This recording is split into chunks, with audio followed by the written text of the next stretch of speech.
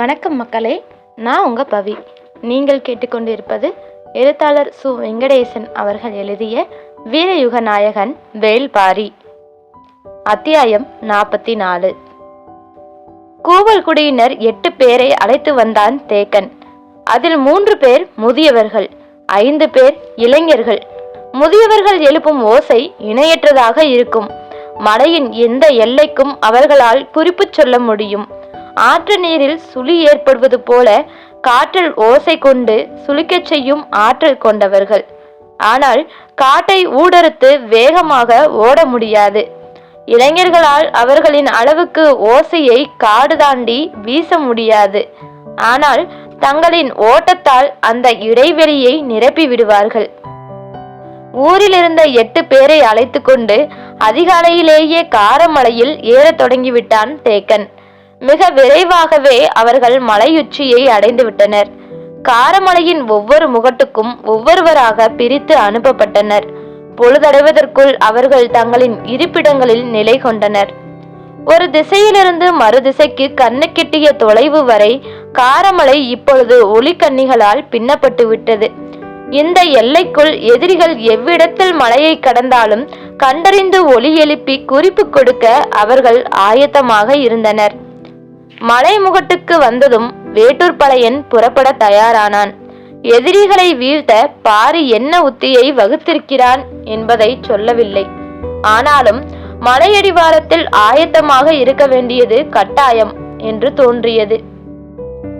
இங்கிருந்து காரி கொம்பை ஊதினாலே கீழே வேட்டுவன் பாறையில் இருக்கும் நீலன் வீரர்களோடு ஆயத்தமாகி விடுவான். ஆனால் அந்த ஓசை எதிரிகளையும் விழிப்படைய செய்துவிடும். எனவே நான் நேரில் போகிறேன் என்று சொல்லி புறப்பட்டான் வேட்டூர் பழையன். பழையனை கீழே அனுப்புவது முறையல்ல என்று தேக்கனுக்கு தோன்றியது. மலையின் மீதிருந்து எதிரிகளை வீழ்த்த பாரி போரிடும் போது நாம் உடனிருப்பது கட்டாயம் என்று தோன்றிய அதே நேரத்தில் முன்னெச்சரிக்கையாக சிலவற்றை செய்ய வேண்டியதும் அவசியம் என தோன்றியது. முடிவெடுக்க தயங்கினான் தேக்கன். வேட்டூர் பழையனால் தேக்கனை புரிந்து கொள்ள முடிந்தது. அவன் எதிரிகளை கூத்துக்களத்திலிருந்து விரட்டி வருகிறான். அவனது எல்லா முயற்சிகளையும் முறியடித்து அவர்கள் முன்னேறி வருகின்றனர். பரம்பு நாடு தோன்றிய காலத்திலிருந்து இன்று வரை இப்படியோர் எதிரியை கண்டதில்லை. அதே நேரம் பாரி அவர்களை வீழ்த்தும் வழிமுறையை கண்டறிந்து விட்டேன் என்று திடமான சொல் கொண்டு காத்திருக்கிறான். எதிரிகளின் தாக்குதலை தனது உடல் முழுவதும் ஏற்றிருக்கிறான் தேக்கன். அவர்களின் ஆற்றல் பற்றி அவனுக்கு ஆழமான கருத்து உருவாகி இருக்கிறது. அவர்களை வீழ்த்தும் முத்தியை பற்றி பாரி எதுவும் சொல்லாததால் தேக்கனின் மனம் நிலை கொள்ளவில்லை. தடுமாற்றம் தவிர்க்க முடியாததாக இருக்கிறது. புரிந்து கொண்ட பழையன் புரியாததைப் போல அவனை விட்டு விலகி நடக்க தொடங்குகிறான். 2 கிழவர்களின் மனநிலையும் 2 விதமாக இருக்கின்றன. ஆனால் இருவரும் பாரியின் சொல்லை ஏதோ ஒரு வகையில் கடந்து கொண்டிருக்கின்றனர். ஒருவேளை பாரியால் எதிரிகளை வீழ்த்த முடியாமற் போய்விட்டால் என்ன செய்வது என்ற எண்ணம் மனதின் ஆழத்தில் உருவாகி இருக்கிறது. அதனை அவர்கள் நம்பாமல் இருக்க முயல்கின்றனர். ஆனால் எதிரியின் இணையற்ற ஆற்றல் அவர்களை அடுத்தடுத்து சிந்திக்கச் செய்கிறது. அச்சிந்தனை பாரியின் சொல்லை கடந்தும் போய்கொண்டிருக்கிறது. 3 மலைகளை கடந்து உள்ளே வருவதுதான் எல்லா வகையிலும் கடினமானது. உள்ளே வந்துவிட்டால் வெளியேறுவது அவ்வளவு கடினமல்ல. இயற்கையில் அமைந்துள்ள இந்த சாதகமான நிலையை 2 கிழவர்களும் அறிவர். காட்டுக்குள் தப்பியோடும் ஒருவனை விரட்டி சென்று மறிப்பது எளிதல்ல. அதுவும் இவர்கள் அபாரமான ஆற்றல் கொண்டவர்களாக இருக்கின்றனர். எண்ணங்கள் ஓடியபடி இருக்க வேட்டூர் பழையன் புறப்பட்டான். காரமலையின் கீழ்திசை சரிவில் இருக்கும் ஒவ்வொரு பாறையும் பிளவும் முடிச்சும் மரமும் செடியும் விலங்கும் அவன் சொல் கேட்பன. எதிரிகளை பற்றி இவ்வளவு நேரம் கேட்ட செய்திகளிலிருந்து அவன் சில முடிவுகளுக்கு வந்திருந்தான். எதிரிகளை வீழ்த்த எவற்றை செய்யக்கூடாது என மனதில் பட்டியலிட்டான். வேட்டுவன் பாறையில் மிகச்சிறந்த வேட்டை நாய்கள் இருக்கின்றன. ஆனால் அவற்றை தாக்குதலில் ஈடுபடுத்தக்கூடாது. சுண்டா பூனையையே கொன்று வீசியவர்கள் வேட்டை நாயை எளிதில் வீழ்த்தி விடுவார்கள். தேக்கனையே அடித்து தூக்கியவர்கள் எவ்வளவு பெரிய வீரனையும் சரித்து விடுவார்கள். எனவே அவர்களை நேர்நிலையில் எதிர்கொள்ளக்கூடாது. உடலின் வலிமையும் காட்டுச் செடியை கிழித்து முன்னகரும் ஆற்றலும் இணையற்றவையாக இருக்கின்றன. எனவே அவர்களை பின்தொடர்ந்து விரட்டி தாக்க முடியாது. இவற்றையெல்லாம் கடந்த வழி என்ன இருக்கிறது என்று சிந்தித்தபடியே மலை இறங்கினான் வேட்டூர் பழையன். நீண்ட நேரம் சிந்தித்தாலும் விடை ஏதும் கிடைக்கவில்லை. ஆனால் பாரி எதனை யோசித்து அவ்வளவு தெளிவாக சொன்னான்? இவற்றை கடந்த தாக்குதல் முறையை பற்றி பாரி சிந்தித்திருப்பான். அது என்னவாக இருக்கும்? வினாவிற்கான விடை ஏதும் கிடைக்காமலே கால்கள் நடந்து கொண்டிருந்தன. வெகு தொலைவு இறங்கிய பின் வேறொரு எண்ணம் தோன்றியது. இவ்வழிகள் அல்லாத வேறு வழி பற்றிய திட்டமில்லாமல் நாம் கீழே போய் என்ன செய்ய போகிறோம்? மாற்று வழியை கண்டுபிடித்திருக்கும் பாரியுடன் இணைந்து தாக்குதல் தொடுப்பதுதானே இப்போதைய தேவை. மனம் நிலை கொள்ள மறுத்தது. இதே குழப்பம் தேக்கனுக்கும் இருக்கிறது. ஆனால் பாரி மட்டும் எப்படி குழப்பம் சிறிதுமின்றி தெளிவான முடிவெடுத்தான் என்று நினைத்த கணம் நடையை நிறுத்தி மீண்டும் மலையேறி விடலாமா என்று தோன்றியது. வேட்டூர் பழையன் நிலை தடுமாறினான். ஆனாலும் சட்டென தெளிந்தான். எதிரி எவ்வளவு வலிமையானவனாக இருந்தால் என்ன, வீழ்த்த முடியாத மனிதர் என்று யார் இருக்கிறார்? காக்கா விருச்சியையே வெட்டி செரித்த பாரியால் இவர்களை சரிக்க முடியாதா? எவ்வளவு பெரும் வீரனாக இருந்தாலும் திருடி செல்பவனின் உள்ளம் அச்சம் கொள்ளத்தானே செய்யும். அதனை தடுக்க நினைப்பவனின் சீற்றம் வீரத்தை கடந்த ஒன்றல்லவா?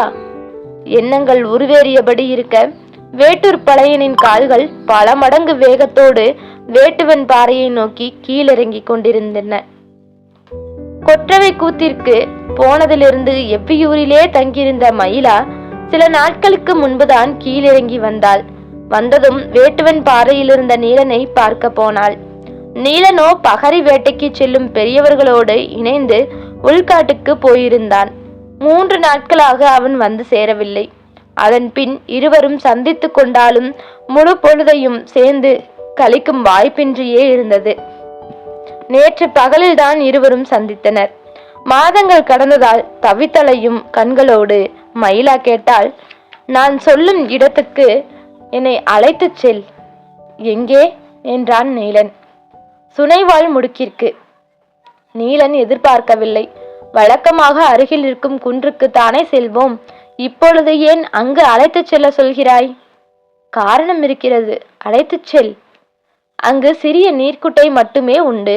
அதை காணவா அவ்வளவு தொலைவு செல்ல வேண்டும் என நீலன் தயங்கினான். ஏன் தயங்குகிறாய் என கேட்டாள் மயிலா. சுனைவாள் முடுக்கு காரமலையின் பின்புற சரிவில் இருக்கிறது.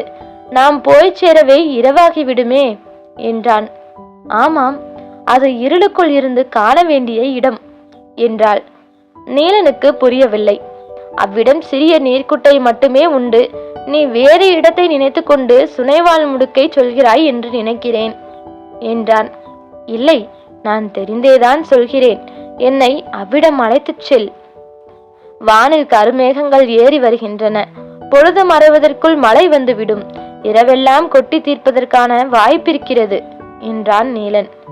அவனது அறியாமையை எண்ணி சிரித்தபடி மயிலா சொன்னால், அதற்காகத்தான் என்னை அழைத்துச் செல்ல சொல்கிறேன். இப்பொழுதும் அவனுக்கு புரியவில்லை. அது கண்டு மகிழும் இடமும் இல்லை, காதல் கொள்ள ஏற்ற இடமும் இல்லை. அங்கு ஏன் அழைத்துச் சொல்ல சொல்லி இவ்வளவு வலியுறுத்துகிறாள் என சிந்தித்தபடியே அவ்விடம் நோக்கி நடக்க தொடங்கினான் நீலன். மயிலாவுக்கு கபிலரோடு இருந்த காலத்தை பற்றி நீலனிடம் பகிர்ந்து கொள்ள எண்ணற்ற செய்திகள் இருந்தன. அதே போலத்தான் நீலனுக்கும். கடந்த வாரம் முழுவதும் உள்காட்டிற்கு வேட்டைக்கு போனதால் சொல்ல தவித்து கொண்டிருக்கும் சொற்களோடு காத்திருந்தான். பொதுவாக எல்லையில் கவனம் செலுத்துவதால் பிற வீரர்களோடு சேர்ந்து உள்காட்டு வேட்டைக்கு நீலன் போவதில்லை.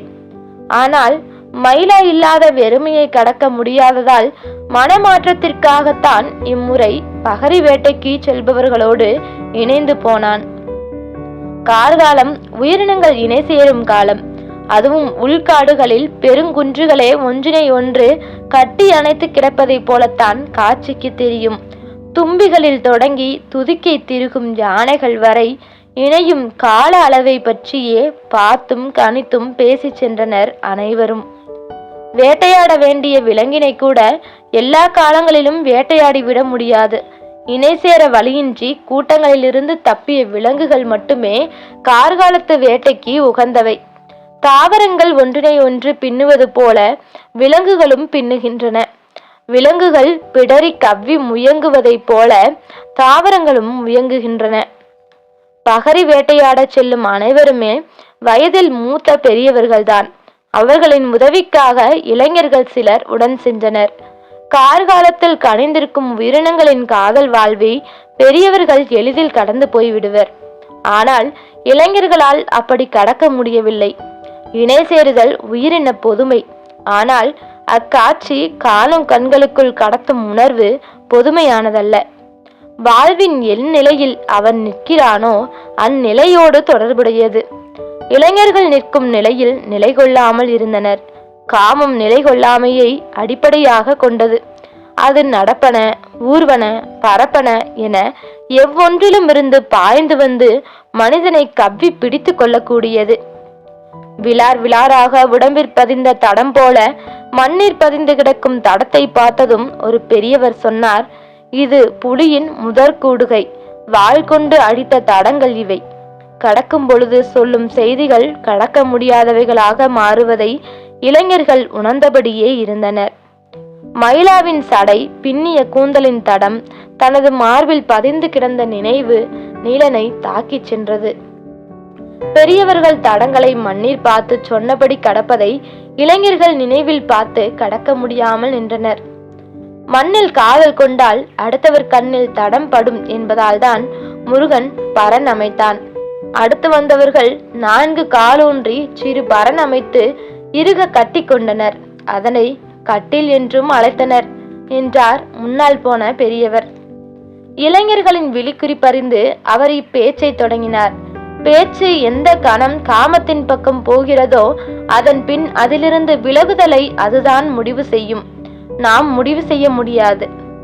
விலகுதலும் நினைதலும் எப்பொழுது என்பதை கணிப்பதில் தான் இருக்கிறது காமத்தை கைக்கொள்ளும் வித்தை. அந்த பெரியவர் வித்தை தெரிந்த வீரனாக இருந்தார். இந்த ஒரு குறிப்பு சொன்னதும் இளைஞர்கள் மிக கவனமாக அவரை சூழ்ந்து வந்தனர். தனது சொல்லோடு அவர்களை இணைத்த பெரியவர் அதன் பின் வீடு திரும்பும் வரை அவர்களை விலகாமல் பார்த்து கொண்டார். தேனின் சுவை சுவைப்பதில் அல்ல, சுவைத்ததில் இருக்கிறது. காமமும் அப்படித்தான் என்று அவர் சொன்ன சொல்லின் ஆழம் செல்ல அவர்களால் முடியவில்லை. மயிலா மட்டுமல்ல, அந்த கிழவன் சொன்ன சொற்களும் நீலனை பின்தொடர்ந்து வந்து கொண்டே இருந்தன. அவன் சுனைவாள் முடுக்கு நோக்கி மிக வேகமாக அவளை அழைத்துச் சென்று கொண்டிருந்தான். மலை இறங்கும் முன் காரமலையின் முகட்டை தாண்டி விட வேண்டும் என்ற எண்ணத்தோடு நடந்து கொண்டிருந்தான். சற்று தொலைவில் சமதளமான இடமொன்றில் மண் பிறண்டு கிடந்தது. இவ்வளவு அகலமாக மண் பிறண்டு கிடக்கிறதே என்று சற்று அருகில் சென்றான்.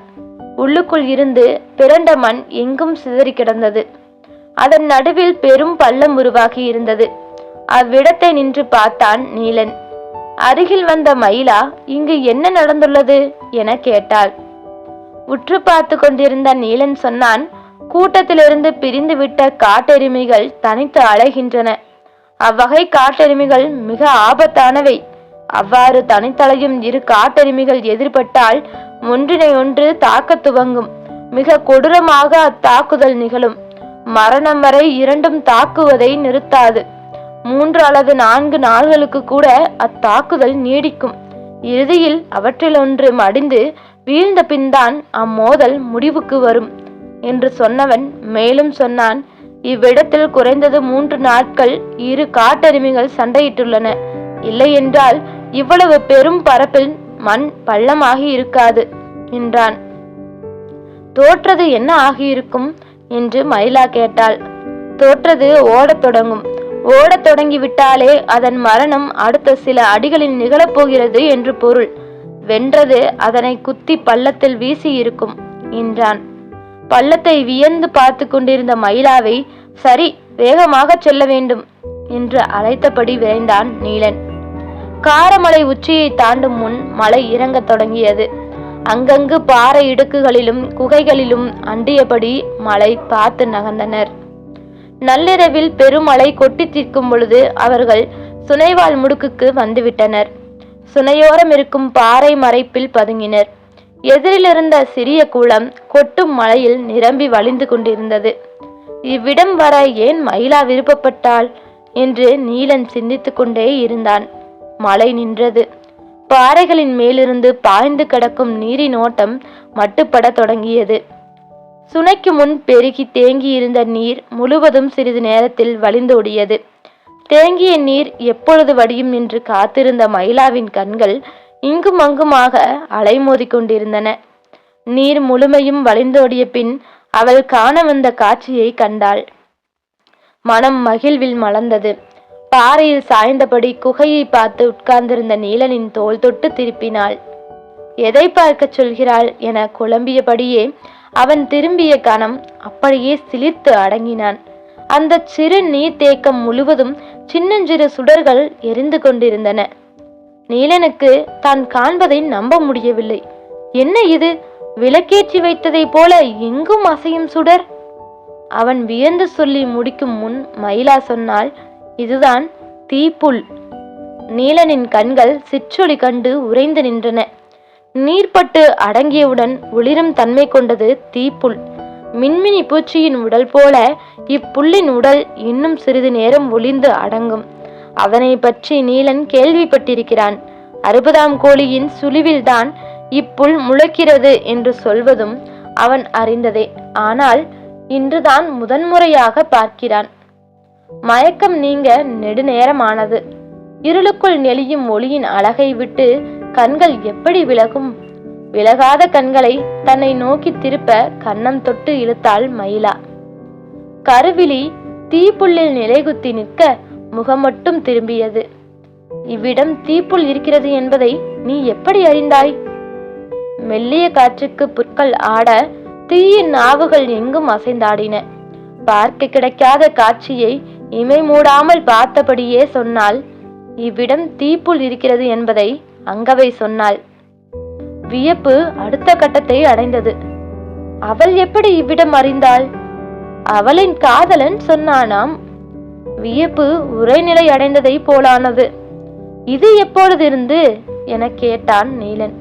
சற்றே சிரித்தபடி சொன்னால், நாம் தொடங்கி நீண்ட காலத்துக்கு பின்தான் அவர்கள் தொடங்கியுள்ளனர். சொல்லும் பொழுது முகம் முழுவதும் தீப்புல்லாய் ஒளிந்தது. கை நீட்டி அருகிருந்த தீப்புல் ஒன்றை பறித்தாள். அவனை தனது மடியில் கிடத்தி புல் கொண்டு மார்பில் எழுதினாள். சற்றே கூசி சிரித்தபடி அவன் கேட்டான், என்ன செய்கிறாய்? தீப்புல் கொண்டு உன் பெயர் எழுதுகிறேன்.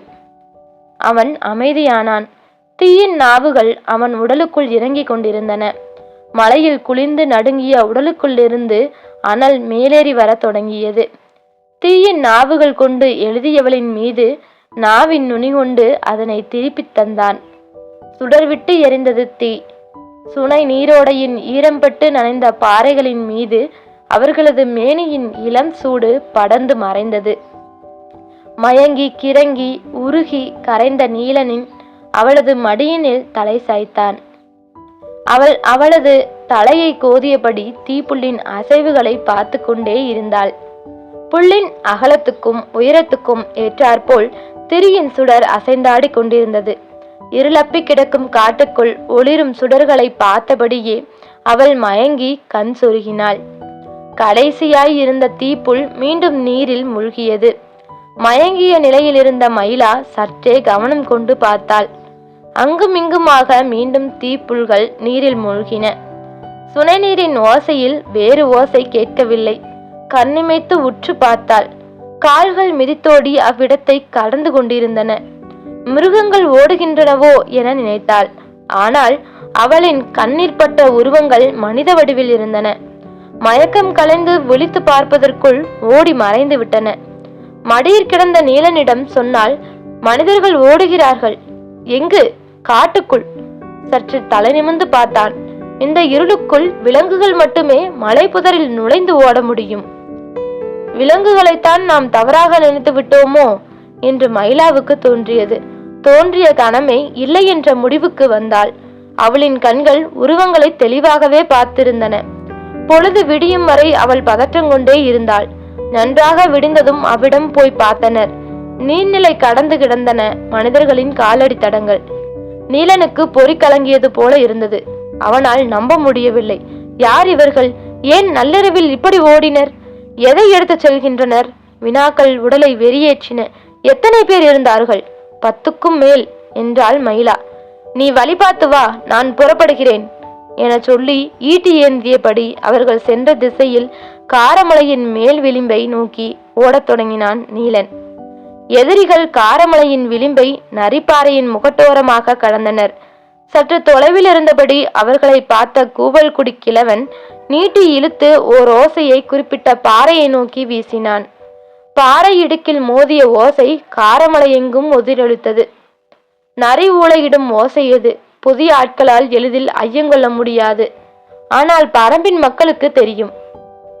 கிழவன் ஓசை கொடுத்த இடத்தை மலையெங்கும் நிற்கும் கூவல்குடியினர் கணித்தனர். நரிப்பாறையை கடந்தோடும் எதிரிகளை பின்தொடர்ந்து ஓசை எழுப்பியபடி அவர்கள் ஓட வேண்டும். எனவே தாங்கள் நின்றிருந்த இடத்திலிருந்து ஓடுபவர்களை நோக்கி குறுக்கு வெட்டாக இறங்கிக் கொண்டிருந்தனர். தேக்கனும் அவ்வாறே இறங்கிக் கொண்டிருந்தான். காத்திருந்த பாரி ஓசை கேட்டதும் அவர்களின் ஓட்டத்தை கணக்கிட்டு தான் இருக்கும் இடத்திலிருந்து ஊடறுத்து இறங்கினால் எவ்விடம் அவர்களின் மீது தாக்குதல் தொடுக்கலாம் என்பதை கணித்து சரச்சரவென கீழிறங்க தொடங்கினான். ஓசை கேட்டதும் கீழ்மலையில் இருந்த வேட்டூர் பழையனுக்கு தூக்கி வாரி போட்டது. அவனால் நீலனை கண்டறிய முடியவில்லை. நீலனை போன்ற சிறந்த வீரன் இல்லாது இவ்வளவு வலிமை மிகுந்த எதிரியை எதிர்கொள்வது கடினம்.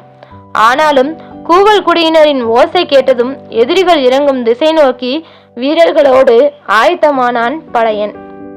ஓசை கேட்ட சிறிது நேரத்திலே காரமலையின் முகட்டை அடைந்தான் நீலன். இது நரியின் மூளையல்ல, கூவல்குடியினரின் குரல் என்பது அவனுக்கு நன்றாக தெரியும். என்ன நடக்கிறது இவ்விடம் என்ற குழப்பம் அவனை தாக்கியது. எதிரிகள் எதையோ செய்துவிட்டு தப்பி ஓடுகின்றனர். இந்நேரத்தில் அவர்களை எதிர்கொண்டு வீழ்த்த வேட்டுவன் பாறையில் இல்லாமல் இப்படி பின்னால் ஓட வேண்டியதாகிவிட்டதே என்று வேதனை உருவானது. வேதனை கட்டுக்கடங்கா வேகங்கொள்ள செய்தது. அனைத்து திசைகளில் இருந்தும் எதிரிகளை நோக்கி பரம்பு மக்கள் இறங்கிக் கொண்டிருக்கும் பொழுது காலம்பனின் முகம் இதுவரை இல்லாத பெரும் மகிழ்வை கொண்டது.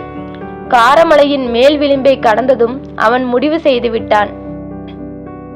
பச்சை மலை தொடரின் 2 மலைகளை கடந்து கடைசி மலையின் விளிம்பையும் கடந்து விட்டோம். இனி இந்த ஒரு சரிவு மட்டுமே. இச்சரிவில் பெரும் படையை எதிர்வந்து நின்றாலும் அடித்து தூக்கும் வல்லமை உண்டு. இதுவரை இல்லாத அளவு 20க்கும் மேற்பட்டவர்களோடு இப்பொழுது ஓடுகிறோம். இப்பெரும் எண்ணிக்கையை எதிர்த்து நிற்க எவராலும் முடியாது. கண்ணுக்கு எதிரில் பரம்பின் எல்லை தெரிய தொடங்கிவிட்டது. மலையடி வார சமதள காடுகள் கரம் விரித்து அழைக்கின்றன. விடாமல் ஓடி வந்த அயர்வும் சோர்வும் கன நேரத்தில் மறைந்தன. கால்கள் மேலும் வேகம் கொண்டன. சரிவு பாறையில் பெருங்கற்கள் உருள கால்கள் ககனத்தில் பறந்து கொண்டிருந்தன. காலம்பனின் மனம் இலக்கை அடைய போகும் நேரத்தை துல்லியமாக கணித்தது. தொடரும்.